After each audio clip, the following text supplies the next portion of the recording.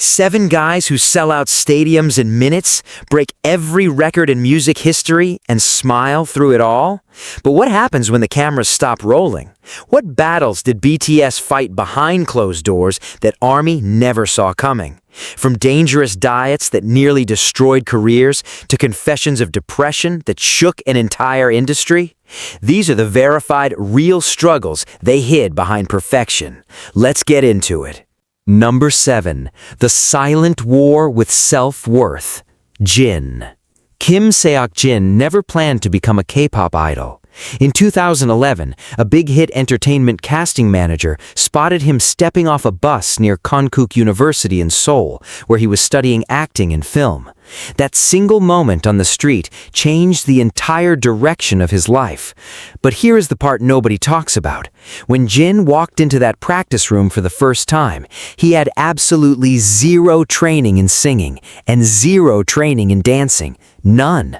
He was surrounded by trainees who had been grinding for years, perfecting their craft since childhood, and he was starting from nothing. Imagine showing up to a professional race when you have never even learned how to tie your running shoes. That was Jin's reality every single day. And it did not get easier after debut. In the 2018 YouTube Originals documentary Burn the Stage, Jin opened up about something that had been eating at him for years. He admitted on camera that he felt like a burden to the group. His exact struggle was with choreography. While members like Jimin and J-Hope had extensive dance backgrounds, Jin had to put in 2 and 3 times the practice hours just to keep up with the same routines. There were rehearsals where the group had to repeat sections because of him, and he carried that guilt silently. In one episode, he was visibly emotional, talking about how he questioned whether he deserved to stand on that stage next to the others. This was not a one-time confession. Across multiple V-Live broadcasts and fan interactions over the years, Jin returned to this theme again and again, the feeling that he was the weakest link in BTS, the member who dragged the average down.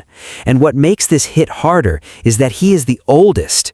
In Korean culture, the eldest carries a specific weight of responsibility and pride. To feel like the least skilled member while also being the Hyung, the big brother everyone looks up to, that is a brutal psychological position to sit in day after day. So what did Jin do with all that pain? He built a mask, the legendary worldwide handsome persona, the dad jokes, the confident food-loving character that fans adore. That was partly armor. Jin himself has hinted in interviews that humor became his way of deflecting attention from his insecurities. If he made people laugh, they would focus on his personality instead of comparing his technique to the vocal line or the dance line. It was a survival strategy disguised as a personality trait. But here's where the story turns. Jin did not quit, and he did not coast. He worked on his vocals so relentlessly that by 2018, his solo track Epiphany on the Love Yourself Answer album became one of the most emotionally powerful songs in the entire BTS catalog. The song is about learning to love yourself before you can love anyone else, and knowing what Jin was battling internally. Those lyrics were not just poetry, they were a personal confession set to music. Critics and vocal coaches who analyzed his progression noted a dramatic improvement in his technique, control, and emotional delivery compared to BTS's early years. He literally trained himself into a capable vocalist through sheer will. Then came December 2022. Jin became the first BTS member to enlist in South Korea's mandatory military service. The farewell was gut-wrenching for ARMY worldwide, but what people don't always realize is that Jin volunteered to go first. He chose to step forward so the younger members could continue their solo activities a little longer. That decision, quiet and selfless, perfectly captures who Jin really is underneath all the jokes.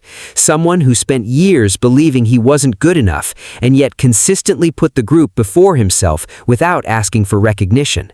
The man who thought he was the weakest link became the one who held it all together. But Jin's story is just the warm-up, because the member coming in at number 6 fought a battle that was completely invisible to everyone around him. Number 6. The exhausting price of being sunshine. J-Hope. Jung Ho-suk grew up in Gwangju, a city in the southwest of South Korea, far removed from the spotlight of Seoul. Before big hit entertainment ever knew his name, he was already making waves as a street dancer, winning local competitions and building a reputation in the underground dance scene. He even trained briefly under JYP Entertainment, one of Korea's biggest agencies, before making the switch to the small, nearly bankrupt company that would eventually become HYBE. From the very beginning, Ho-suk was talented, disciplined, and driven. But the role that BTS needed him to fill would slowly become a cage he never signed up for. From their earliest days as a group, J-Hope became the mood maker. The member who kept energy high during exhausting practice sessions. The one who cracked jokes when tension was thick.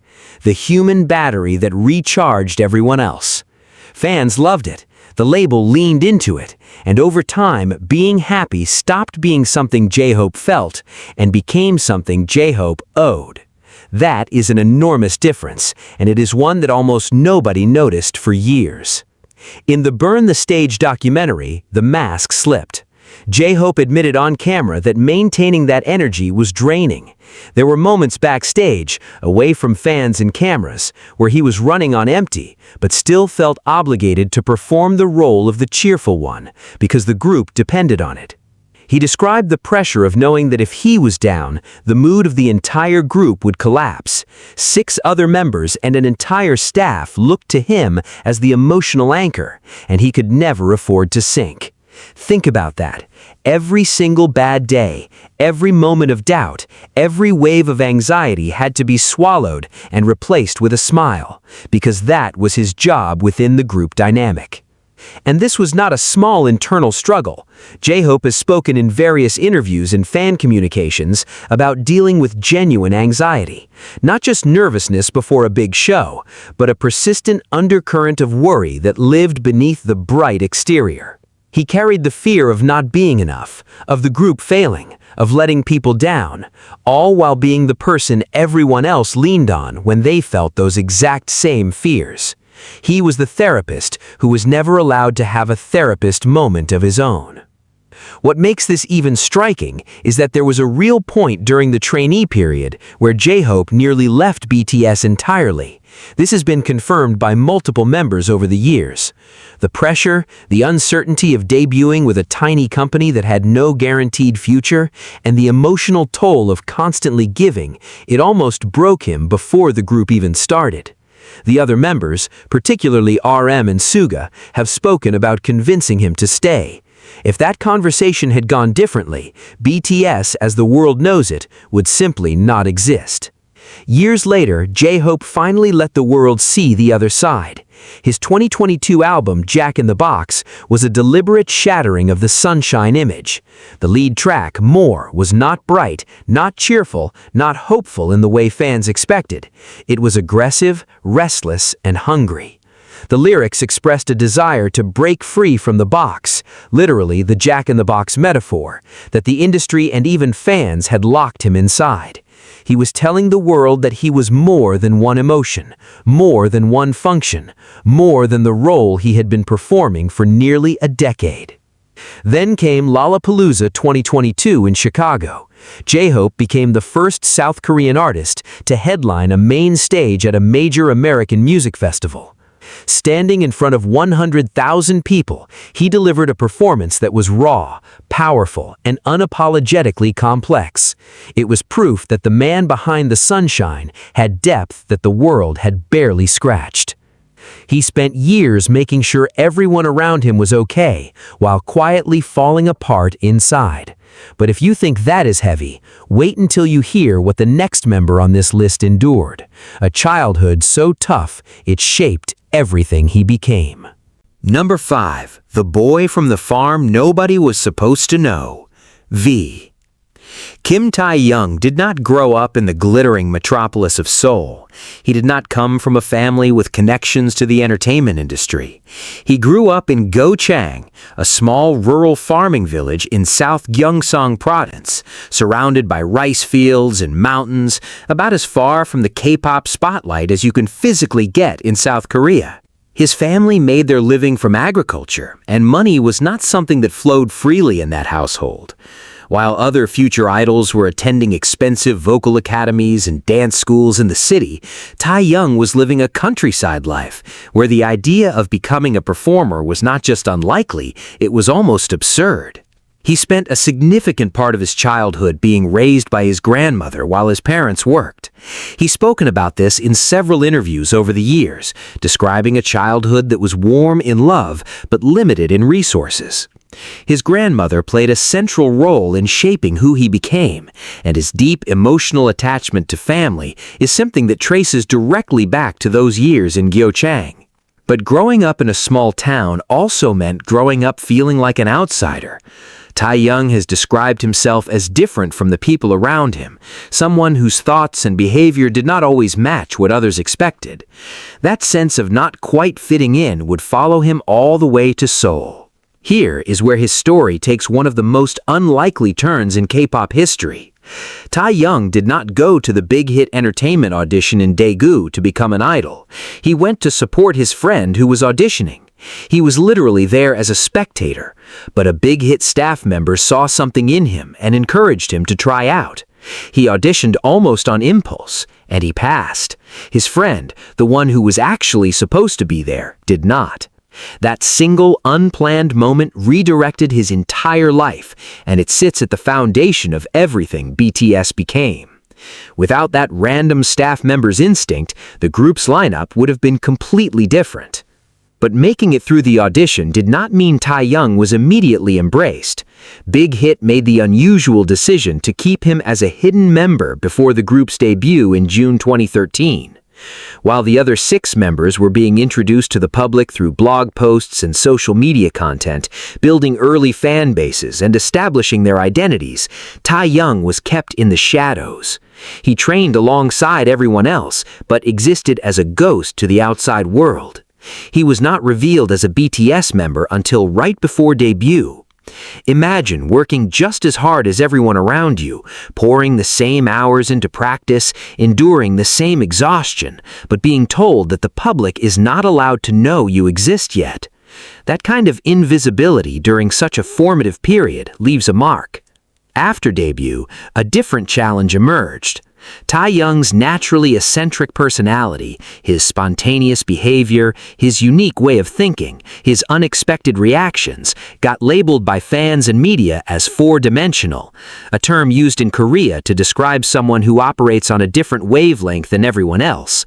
And while it was often said with affection, it also meant he was frequently not taken seriously. People treated his depth as a quirk rather than recognizing it as genuine emotional intelligence. He was the member fans found entertaining and unpredictable, but that framing sometimes reduced him to a character rather than a person. His music tells the real story. His solo track, Stigma, on the 2016 Wings album, was drenched in pain, guilt, and emotional conflict. His vocals carried a weight that had nothing to do with performance technique and everything to do with lived experience. Later, his 2020 track, Sweet Night, for the soundtrack of the drama Itaewon Class, reached #1 on iTunes charts in over 100 countries, proving that when given space to express his true emotional range, Taehyung could connect with people on a level that went beyond the four-dimensional label. The farm boy who was never supposed to audition became one of the most recognizable faces on the planet. But the next member's hidden battle was not about identity, it was about something far more physical and far more dangerous. Number 4. The leader who had to apologize for his own past, RM. Kim Namjoon is the reason BTS exists. That is not an exaggeration, it is a structural fact. Bang Si-hyuk, the founder of Big Hit Entertainment, built the entire group around Namjoon after discovering him in the underground rap scene as a teenager, performing under the name Runchranda. Every other member was recruited afterward to form a team around this one kid from Ilsan who could write, rap, and think at a level that most adults in the industry could not match. He reportedly scored an IQ of 148, taught himself English largely by watching the American sitcom Friends, and was already producing music before most people his age had figured out what they wanted to study in school. On paper, he was the perfect foundation for a group. In reality, that foundation came with cracks that would eventually become public. Before BTS was a global phenomenon, before the UN speeches and the stadium tours, RM was a teenager writing aggressive underground rap. And some of that early material contained lyrics that were genuinely problematic. Tracks from his pre-debut period and early mixtape work included lines that were misogynistic, language that objectified women, and content that reflected a mindset he would later openly reject. This was not subtle or ambiguous. The words were there in the verses for anyone to read. When BTS began gaining international attention and fans started digging through old material, those lyrics resurfaced with force. The backlash was real, and it was loud. To his credit, RM did not deflect or stay silent. He issued public apologies, acknowledging that the content was wrong and did not represent who he had grown into. He specifically addressed the misogyny in his earlier work and took full responsibility without hiding behind the excuse of youth or artistic expression. In the world of K-pop, where companies typically craft carefully controlled non-apologies, RM's directness stood out. But an apology does not erase the record, and that tension between who he was and who he became is something that has followed him throughout his career. Every time BTS spoke about respect, equality, and self-love on a global stage, there was always a quiet footnote that the group's own leader had once written the opposite. Beyond the controversy, the weight of leadership itself was a battle that never stopped. RM was the only member fluent in English, which meant that every single international interview, every press conference, every interaction with Western media landed on his shoulders. While 7 members sat in a row, only one had to think, translate, respond, and represent in real time. He was not just the leader of BTS, he was the bridge between the group and the entire English-speaking world. One poorly chosen word, one mistranslation, one awkward moment, and the headlines would be immediate. That level of sustained pressure across years of relentless global schedules is something most people never have to imagine. His 2018 mixtape, Mono, revealed what that pressure was doing internally. The project was drenched in loneliness, isolation, and a quiet sadness that caught many fans off guard. Tracks like Soul and Forever Rain painted a picture of a man who was surrounded by millions of adoring fans, but still felt fundamentally alone. He rapped about the city he lived in feeling empty, about rain that never stopped, about a melancholy that lived underneath every accomplishment. This was not performative sadness for artistic effect. It was a journal entry set to music from someone who had been carrying an entire group's public identity on his back since he was a teenager. RM stood at the United Nations General Assembly podium in September 2018 and told young people around the world to speak themselves and find their own voices. The speech went viral, but the man delivering those words had spent years silencing his own doubts, swallowing his own exhaustion, and living with the knowledge that his earliest voice had said things he now wishes he could take back. He grew louder so the world could hear BTS, but growing louder meant his own silence got deeper. And the member at number 3 carried a secret that was not about words, it was about something that happened behind the wheel. Number 3. The kid who never got to be a kid, Jungkook. Jungkook was 15 years old when BTS debuted on June 13, 2013. 15. While other kids his age in Busan were worrying about school exams and hanging out with friends, Jungkook was standing on a stage in Seoul, performing in front of cameras with a career already strapped to his back. But the story starts even earlier. In 2011, at just 13, he auditioned for the Korean talent show Superstar K. He did not win. He did not even get far, but his raw potential was so obvious that 7 different entertainment companies sent him casting offers after the broadcast.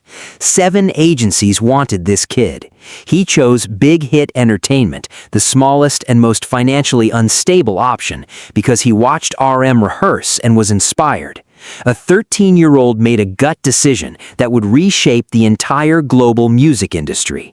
He moved to Seoul alone, leaving his family behind in Busan, and began training as a child in a world designed for adults.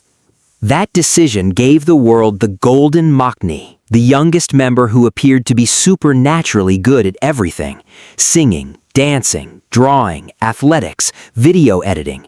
Whatever Jungkook touched seemed to turn to gold. Fans celebrated it, the media amplified it, and slowly that label became a prison. Being called perfect at everything sounds like a compliment until you realize it means you are never allowed to fail. Every performance, every broadcast, every public appearance came with the unspoken expectation that Jungkook would deliver flawlessly. He was not given the grace that other members received when they stumbled, because the narrative around him had already decided he did not stumble. He was the Golden Maknae, and golden things do not crack. But they do. In the 2018 documentary Burn the Stage, cameras captured Jungkook backstage in tears, visibly distressed because he felt his performance was not good enough.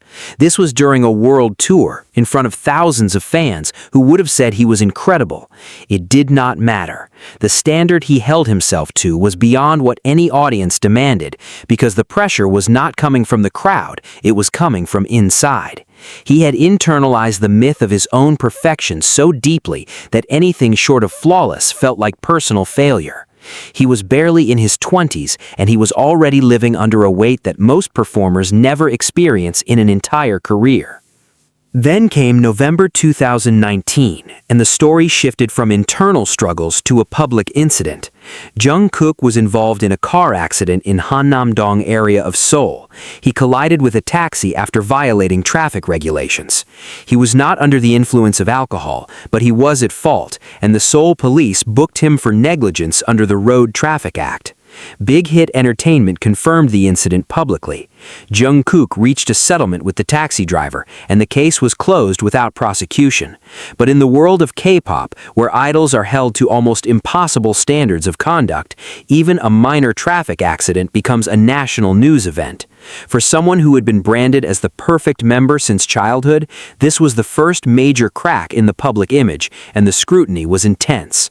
The following year brought another wave. In 2020, during the early months of the COVID-19 pandemic, Jungkook was identified as having visited restaurants and establishments in Seoul's Itaewon district during a period when social distancing guidelines were in effect. The timing was damaging. South Korea was in the grip of a specific outbreak cluster traced to that neighborhood. Big Hit Entertainment issued an apology on his behalf, and Jungkook himself expressed regret. He had not broken any laws, but public perception does not operate on legal definitions. The court of public opinion moved fast, and for a stretch, the Golden Maknae was trending for all the wrong reasons. What the world kept forgetting was that this was a young man who had never experienced a normal life. No regular school memories, no anonymous teenage years, no freedom to make small mistakes in private. Every error, every lapse of judgment, every human moment was captured, amplified, and judged by millions. He gave up his childhood for the stage, and the stage never gave him room to grow up quietly. The kid who was never allowed to be imperfect carried that weight in silence, but the member at number 2 took self-destruction to a level that put his own body at genuine medical risk. Number 2, the diet that almost killed the stage. Jimin. Park Jimin was never someone who did anything halfway. Before BTS, he was a top student in contemporary dance at Busan High School of Arts, one of the most competitive arts programs in South Korea. His technical skill was so refined that when Big Hit Entertainment recruited him, he came in with a level of physical discipline that most trainees could only dream of. He was the last member added to the BTS lineup before debut, which meant he had the least amount of time to prepare and the most to prove. That combination of perfectionism, late arrival pressure, and a body trained to push past every limit created a ticking bomb that nobody saw coming until it was almost too late. During the Wings era in 2016 and 2017, something shifted in Jimin that went beyond normal idol discipline. He began restricting his food intake to a degree that crossed the line from dieting into self-destruction. This is not speculation or fan theory.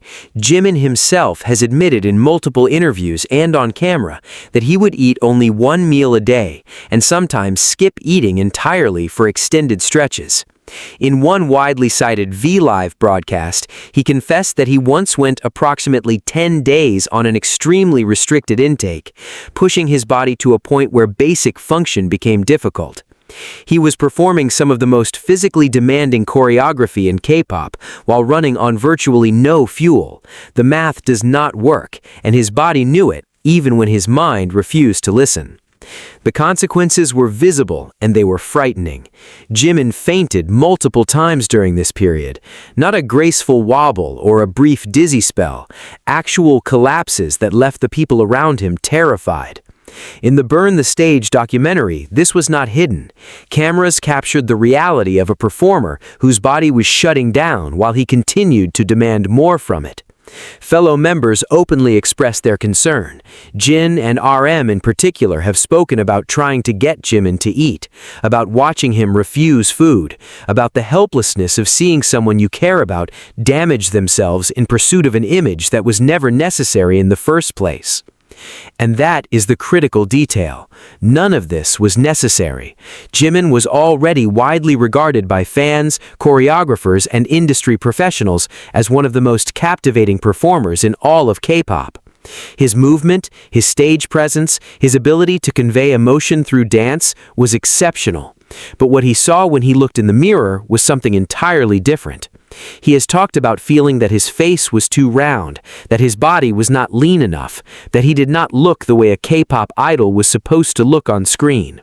The beauty standards in the Korean entertainment industry are brutal and specific. Sharp jawlines, slim frames, and an almost impossible physical ideal that ignores the reality of human bodies that need to perform under extreme athletic conditions. Jimin internalized those standards so deeply that he was willing to destroy his health to meet them. His music during this era tells the story his smile tried to hide.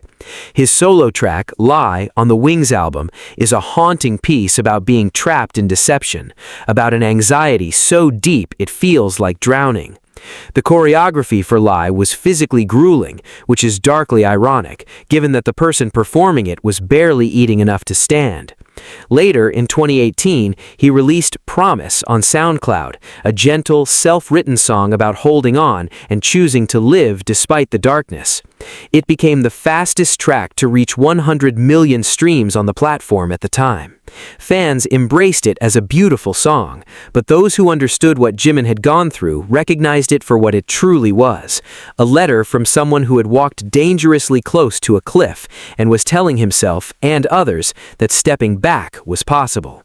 The industry almost consumed him from the inside out, but the member at number 1 carried a darkness so heavy that when he finally spoke about it publicly, it did not just shock ARMY, it forced an entire country to confront a conversation it had been avoiding for decades. Number 1. The confession that shook a nation. Suga. Min Yoongi grew up in Daegu with almost nothing. His family was low income, and the idea of pursuing music as a career was not met with encouragement at home. It was met with resistance. His parents wanted stability, a safe job, a predictable future. But Yoongi had discovered rap as a teenager after listening to artists like Epic High. And by the age of 13, he was already writing his own lyrics. By his mid-teens, he was producing beats and spending every free hour at a local recording studio. He entered the underground hip-hop scene in Daegu under the name Gloss, building skills in a world that offered no money and no guarantees. When Big Hit Entertainment recruited him, it should have been the breakthrough moment. Instead, it was the beginning of the darkest chapter of his life. As a trainee, Yoongi had almost no financial support. To survive in Seoul, he took on a part-time job as a delivery boy. During one of those shifts, he was involved in a traffic accident that severely injured his shoulder. The damage was serious, a torn labrum and additional structural problems that would require surgery. But here is where the story turns devastating. Yoongi did not tell Big Hit about the injury. He was terrified that if the company found out he was physically damaged, they would cut him from the trainee roster. Everything he had sacrificed, leaving Daegu, defying his family, grinding through poverty, would vanish. So he said nothing. He continued training, dancing, and performing through pain that should have kept him off his feet entirely. He hid a major injury for years because the fear of losing his dream was greater than the fear of destroying his body. He did not receive corrective surgery until November 2020, nearly 8 years after the original accident, when Big Hit publicly confirmed he was undergoing an operation for damage that traced all the way back to that delivery job. But the shoulder was only the physical scar. The invisible one was far deeper. In 2016, Yoongi released his first solo mixtape under the name August D, and it detonated like a bomb. The track titled The Last was not metaphor and it was not performance art. In it, Yoongi rapped explicitly about being diagnosed with depression. He rapped about obsessive-compulsive disorder. He named social anxiety disorder. And then he went further. He described having suicidal thoughts and visiting a psychiatrist. Every line was delivered with a rawness that left no room for interpretation. This was a confession, recorded and released for the entire world to hear, from a member of the biggest musical act in South Korea. In a country where mental health stigma runs deep, where admitting to depression can be seen as weakness, where suicide rates have consistently ranked among the highest in OECD nations for years, what Yoongi did was not just brave, it was culturally seismic. Public figures in South Korea simply did not talk about these things. They did not name their diagnoses. They did not admit to wanting to stop existing. The expectation was silence, endurance, and the maintenance of a flawless public image at all costs. Yoongi looked at that expectation and dismantled it in 4 minutes of music. The impact rippled outward in ways that went beyond BTS fandom. Mental health professionals in South Korea noted a visible shift in public discourse following August D's release, and Yoongi's continued openness about his experiences. Young people who had been afraid to seek help began citing him as the reason they finally spoke to someone. In 2017, BTS partnered with UNICEF for the Love Yourself campaign, which was built around the idea that self-acceptance and mental health awareness were not weaknesses, but necessities. Yoongi's personal battle was the emotional engine behind that entire message. He was not reciting a script written by a marketing team. He was sharing what nearly killed him and turning it into permission for millions of others to do the same. Min Yoongi did not just reveal a dark side, he turned his darkest moment into a light source for an entire generation. And that is why he sits at number 1. Not because his pain was the greatest, but because what he chose with it changed the conversation forever.